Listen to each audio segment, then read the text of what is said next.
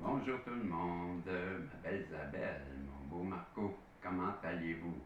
J'espère que vous allez bien, que vous avez bien dormi, et que vous êtes prêts à commencer une nouvelle semaine sur le bon pied. Et ici, au Québec, il est pas mal de bonne heure, il est 5h10 du matin.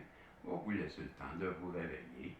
Et moi, puisque j'ai pas d'ordinateur d'Apple, puisque mes choses sont toutes dans la poche. Je me trouve être un peu pris au dépourvu, mais vous l'avez dit, Régis, il y a toujours des solutions.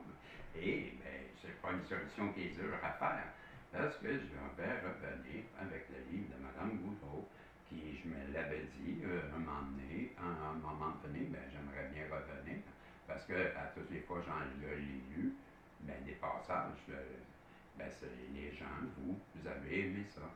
Et là, pourquoi pas, puisque je suis à la recherche de sujets, ça, c'est le meilleur sujet, parce que madame, c'est une spécialiste dans la spiritualité. On va aller apprendre avec madame Hélène Boudreau et le livre Les gestionnaires de vie, un livre qui nous parle de spiritualité. Donc, je crois que je vous avais déjà lu, mais je pourrais commencer par Landau, je ne me rappelle plus comment on appelle ça. Vous savez que moi, j'ai jamais lu un livre de ma vie avant 2 ans, il y a 2 ans.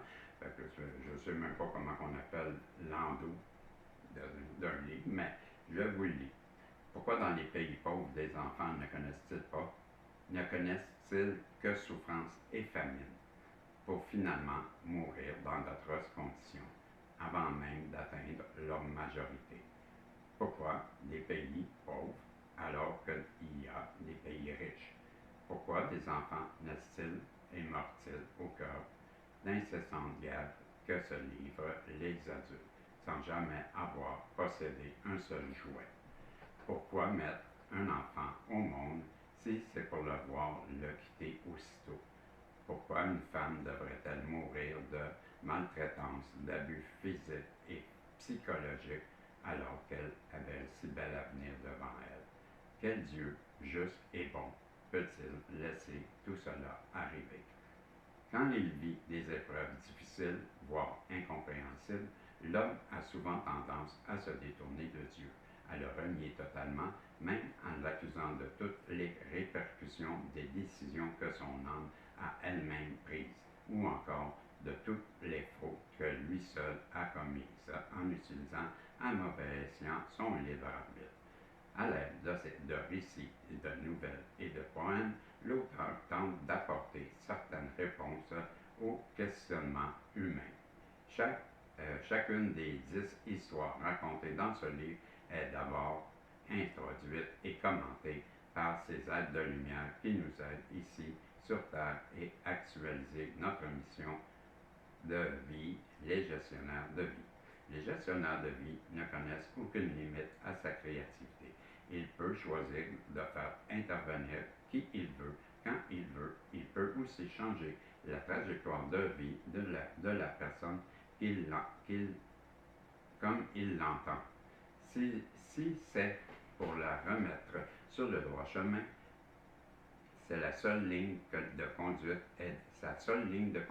est d'aider notre âme à évoluer comme prévu, en mettant sur son chemin les épreuves nécessaires à cette ascension. Ces textes proposent certaines réponses à ceux qui souffrent, à ceux qui doutent, à ceux qui cherchent leur but dans la vie, et surtout à ceux qui pensent à tort abandonner leur lutte.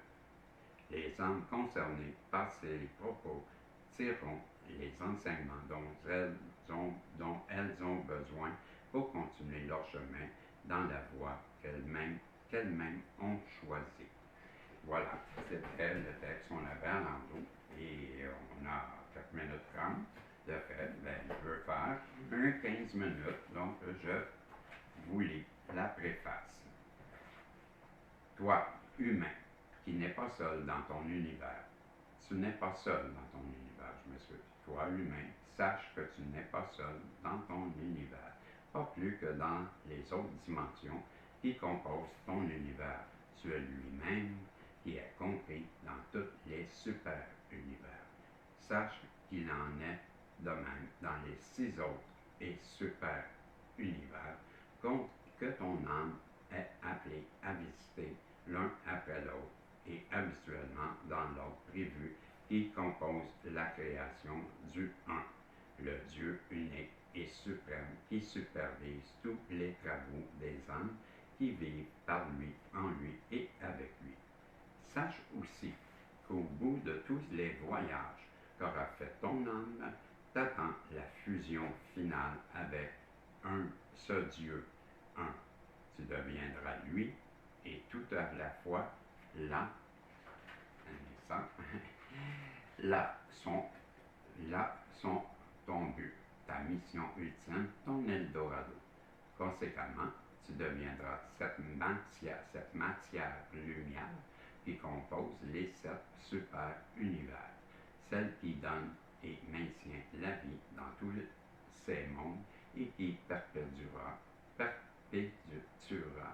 à jamais le plan divin, ton gestionnaire de vie. Introduction. Des auteurs visiblement alimentés par des forces supérieures mentionnent Curantia, la plus communément surnommée, Urantia, plus communément surnommée la Terre, est comprise dans le premier super univers, le plus bas des 7, dans l'échelle des fréquences vibratoires. Dans ce premier super univers, certains disent que les âmes sont d'abord regroupées typiquement en équipes de 5 ou de 5 à 12. Les membres de cette équipe évoluent ensemble dans une vie à l'autre, variant leur personnage chaque fois tout en faisant les apprentissages qu'ils ont choisis en équipe pour acquérir des qualités et des vertus bien précises. Une fois que toutes ces missions accomplies dans ces vies sur Terre et dans les autres univers se composent, ce premier super univers, l'âme l'augmente suffisamment son taux vibratoire pour avoir accès à ces nouvelles expériences dans un autre super univers. Plus l'âme monte dans ces super univers et plus elle travaille avec de grandes équipes. Le but est de fusionner avec, j'imagine, le plus grand nombre, avec toutes les âmes des univers pour n'en faire qu'un. Les gestionnaires de vie, comme l'auteur se plaît à les nommer, gèrent la circulation des âmes à travers les super-univers, incluant tous les paradis de l'âme, jusqu'à la destination finale avec Dieu dans l'immensité de tous les univers réunis, là où devient un et tout à la fois. Et l'un fait partie de tout et l'autre est omniprésent. De plus, dans ces super-univers, notre lumière est fusionnée de façon de plus en plus efficace avec celle de Dieu.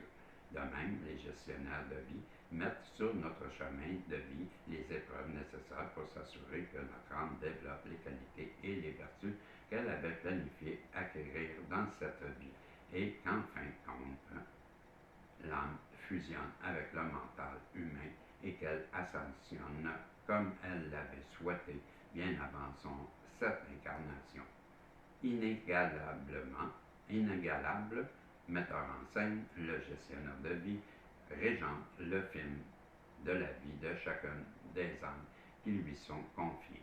Cela est une responsabilité qui n'est donnée qu'à une super âme qui a vécu et évolué dans les 7 super univers et qui est maintenant assis à la droite du Père.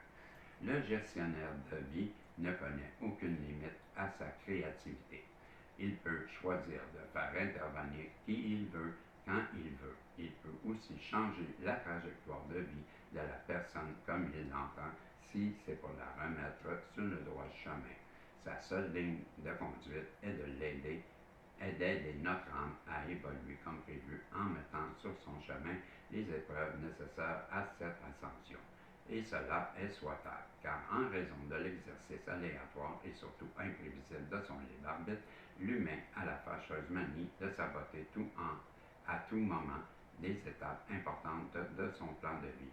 Quand il vit des épreuves difficiles, voire incompréhensibles, l'homme a souvent tendance à se détourner de Dieu et à renier totalement, même l'accusant de toutes les répercussions des décisions que son âme a elle-même prises, ou encore de toutes les fautes que lui seul a commises en utilisant à mauvais escient son libre arbitre. Ici, l'auteur veut humblement proposer certaines réponses à ceux qui souffrent et à ceux qui doutent et à ceux qui cherchent le but dans leur vie et surtout à ceux qui pensent à tort abandonner leur lutte. Pardon. Son désir le plus cher est de pouvoir, par sa plume, apaiser quelque peu leur âme souffrante. Par définition, une épreuve est toujours difficile, certaines plus que d'autres. Elle demeure souffrante tant et aussi longtemps que l'on comprend que par sa raison d'être de notre vie. Tant qu'on ne comprend pas sa raison d'être dans notre vie, ça change, parce que l'autre savait se comprendre. Puis, quand la compréhension s'installe, la douleur s'apaise. Alors, la sagesse acquise par l'expérience prend les rênes de notre destinée. Conséquemment, l'on ramasse au passage les qualités et les vertus que nous étions venus acquérir dans cette vie.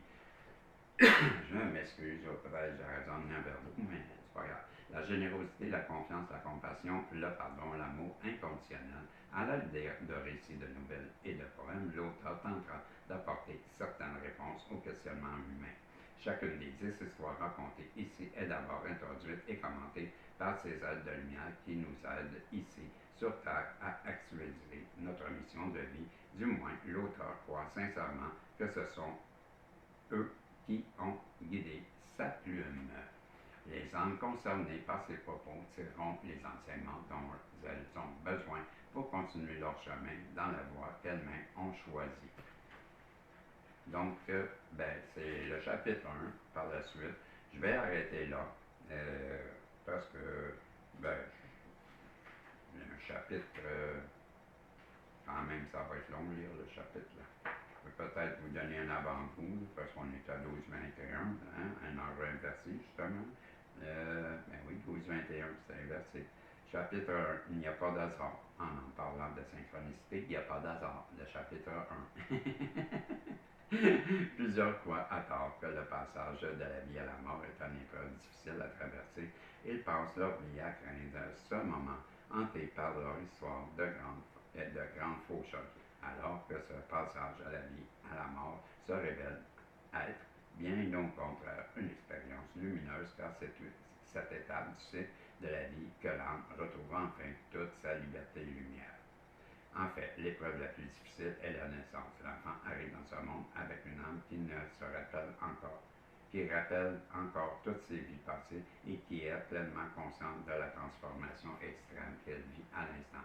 L'expérience est traumatisante car l'âme souffre réellement des premières limitations dans lesquelles elle atterrit. Un corps étroit et un cerveau hautement limité. Pire encore, l'âme se voit du même coup privée de tout contact direct avec les âmes qui avaient fusionné avec elle dans son paradis des âmes. Elle se sent comme un aigle arrivé à sa pleine maturité et qu'on viendrait subitement enfermer dans un petit pot d'ovale, alors privée de toute l'aisance dont elle se souvient encore avoir bénéficié dans son corps parfaitement libre, dans son corps parfaitement libre, il y a quelques minutes, à peine privée de son entourage. Son processus d'ascension prévoit que, éventuellement, les âmes finissent toutes par se fusionner et ne former qu'un avec le Tout-Puissant. Or, cette expérience requise inclut le temps de vivre cette nouvelle expérience sur Terre. Une naissance est un événement heureux pour les parents, certes, mais c'est une expérience hautement traumatisante pour le nouveau-né. Notamment, le passage dans le bassin étroit de la mère est physiquement un exploit et génère douleur et anxiété chez le nouveau-né ainsi que chez la mère. Pour donner une chance à l'enfant de s'approprier sans trop de séquelles sa nouvelle vie, son gestionnaire de vie vient lui rappeler les grands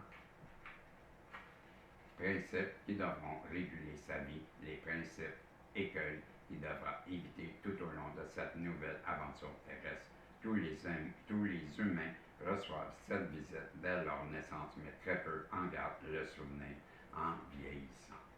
Donc, voici l'histoire. Ben, on va aller demain avec l'histoire de la première histoire. On dit on a 10 histoires dans ce livre.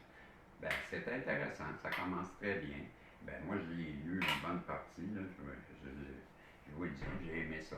Et vous allez aimer ça à cause de ça. Donc, c'était les gestionnaires de vie de Mme Hélène Boudreau. Et pour ceux qui désirent l'acheter, là, ben, je vous avais mis dans les posts. Là, allez voir dans les premiers posts. Je vous ai mis toutes les coordonnées de Madame. Et si jamais vous avez des problèmes, vous n'avez qu'à me le dire dans vos commentaires. Et ça va me faire plaisir de vous orienter vers Mme Boudreau. Donc, je vous dis salut et je vous souhaite une belle journée en ce lundi 1er septembre. Et on se revoit pour un tirage. Et je vous le dis tout de suite, on va aller avec le tirage, le tarot des anges, parce que hier, on n'en a pas eu beaucoup pour notre argent, mais c'était bon. Puis il y a pas mal de monde qui ont aimé ça. Fait que je commence tout de suite avec le tarot des anges. Pour ceux qui sont intéressés, ça s'en vient d'ici 1 heure de temps. Là, il est 5h25. Moi, je vais le poster avant 6h30, promis. OK? Je vous dis salut et on se revoit si Dieu le veut. Vous savez que je vous aime. Fait que des pouces en l'air, des commentaires, puis je vais vous aimer encore plus. Je vous dis salut, puis on se revoit si Dieu le veut. Bye bye.